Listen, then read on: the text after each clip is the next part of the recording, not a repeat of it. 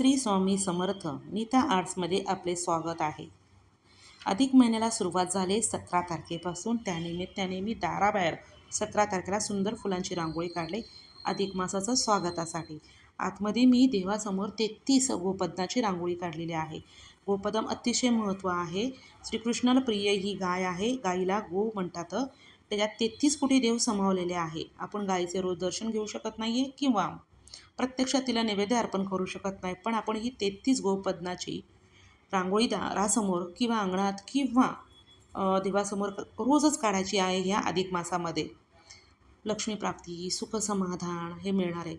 लक्ष्मीप्राप्ती तर आपल्याला खाऊन पिऊन आपण सुखी आहोतच, आणखी वृद्धी होते. प्लस म्हणजे हे केल्याने ना खूप मनाला शांत आणि समाधान मिळतं. खूप छान वाटतं. तुम्हीसुद्धा करून बघा. रांगोळी काढायची, हळदी कुंकू व्हायचं, फुले, अक्षदा, आरती, गोपदम काढताना नामस्मरण करायचं. ओम नमो भगवते वासुदेवाय. 33 गोपदम काढायची. वेगवेगळ्या पद्धतीने आपण काढू शकतो, कारण हा अधिक मासाचा महिना आहे, हो की नाही. तर नारद जेव्हा फिरत होते, फिरता फिरता ते वैकुंठाला गेले आणि विष्णूंना म्हणाले, पृथ्वीवर भरपूर लोक दुःखी कष्टी आहे, यांचं दुःख कसं निवारण होणार आहे, आणि आपण कोणाचं नियम सतत नामस्मरण करत बसला होता आता. तेव्हाच श्री विष्णू म्हणाले, अरे हा महिना जो आहे ना, मी अधिक मासाचा विचार करतो. अधिक महिना हा स्वामी गोपाळ मुरलीधर पुरुषोत्तमाचा आहे. याला मलमाससुद्धा असं म्हणतात. या महिन्यात दान धर्म पुण्यकर्म करावी, व्रत करावीत. असे केल्याने आपले जीवन सार्थकी होईल आणि आपले मनोरथसुद्धा पूर्ण होईल.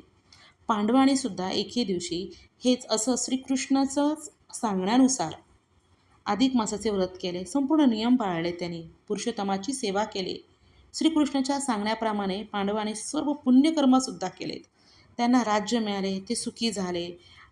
अधिक मासामध्ये अनेकांनी पुण्यकर्म करून जीवन सुखदायी बनवणारा हा महिना आहे.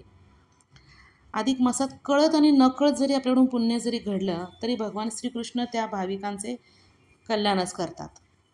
रांगोळी कशी वाटली तुम्हाला ही गोपद्माची आणि आधीची वेगळी, अशी वेगवेगळ्याच्या रांगोळी गोपदम आपण वेगवेगळ्या स्वरूपात काढू शकतो. तुम्हाला पाहायलासुद्धा मिळतील नीता आर्ट्स या माझ्या चॅनलवर. हळदी कुंकू व्हायचं, अक्षदा आणि फुलं व्हायची. फार विशेष नाही याचं, फक्त गोपदम ही 33 काढली गेली पाहिजे. मग ती देवासमोर काढा किंवा अंगणात काढा, खूप महत्त्वाचं आहे आणि खरंच छान वाटतं आहे. आपण इतर वेळेस पुण्यकर्म करायला बाहेर पडत नाही किंवा आपण करतो, पण आपण पापंसुद्धा घडतातच आहेत, साहजिकच. त्याच्यामुळे आपले पापाचं निवारण करण्यासाठी हा अधिक महिना आहे. त्याला मलमास म्हणतात. आपण जास्तीत जास्त पुण्यकर्म केली पाहिजेत. पुण्य होण्यासाठी नामस्मरण करत राहा सतत. रांगोळी आवडल्यास लाईक करा. श्री स्वामी समर्थ.